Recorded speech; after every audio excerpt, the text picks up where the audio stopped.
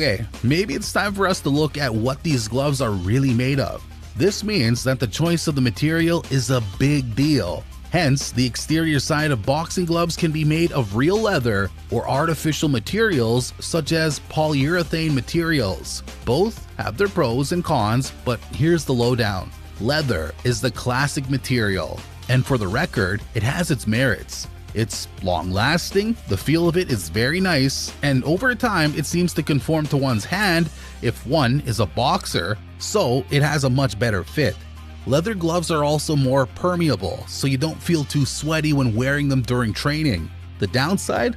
Well, they're expensive. I mean, real sheer leather gloves could cost hundreds of dollars depending on where they're bought. So, if you're just starting to make your purchase and are unable or unwilling to do that commitment, then you're better off looking somewhere else.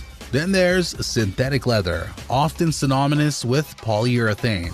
It's the cheaper one, and from it you can still achieve reasonable amounts of durability and flexibility. Besides, they're lighter and easier to clean. Therefore, they're commonly used by recreational or fitness boxers. But the downside, it's not as breathable as leather, and it retains heat as well as wearing out quickly. Something like a specific phone case that looks quite lovely before drops start to show and then the whole case starts to crack, you know? So whether you go for leather or synthetic depends on your budget and what you need out of your gloves. Either way, the important thing is that the material is tough enough to withstand the force of punches. Because let's face it, a punch isn't the gentlest thing in the world. As sustainability becomes more important, some companies are innovating with eco-friendly boxing gloves. These are made with recycled materials or plant-based alternatives to synthetic leather. While they might not have the same durability as traditional leather gloves, they're a great option for environmentally conscious athletes.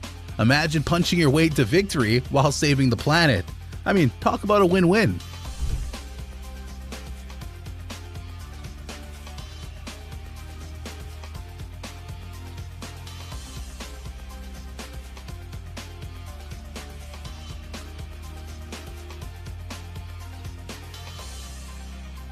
Now, let's get to the part of the glove that makes it, well, a glove: the padding.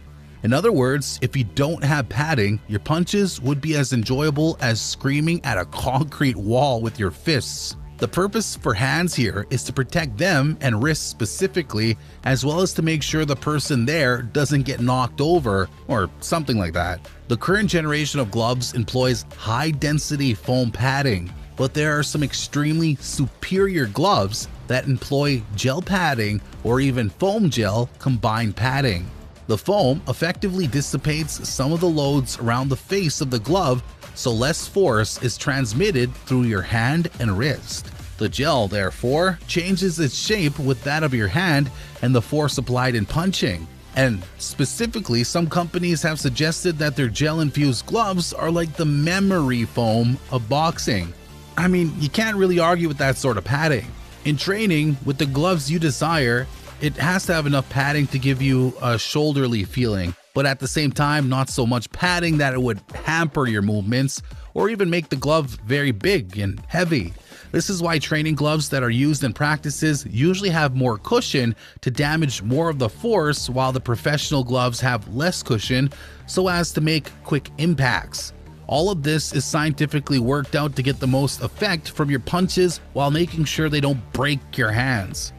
And by the way, cushioning is also beneficial for your wrists. The padding in the glove also causes one's fists to be protected by the padding, thus minimizing accidents from wrong posture or pressure on the wrist bones.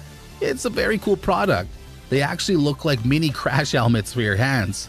Have you ever wondered why some gloves feel lighter but still pack a punch while others feel bulkier and slow you down? It's all about the foam. Or is there more to it?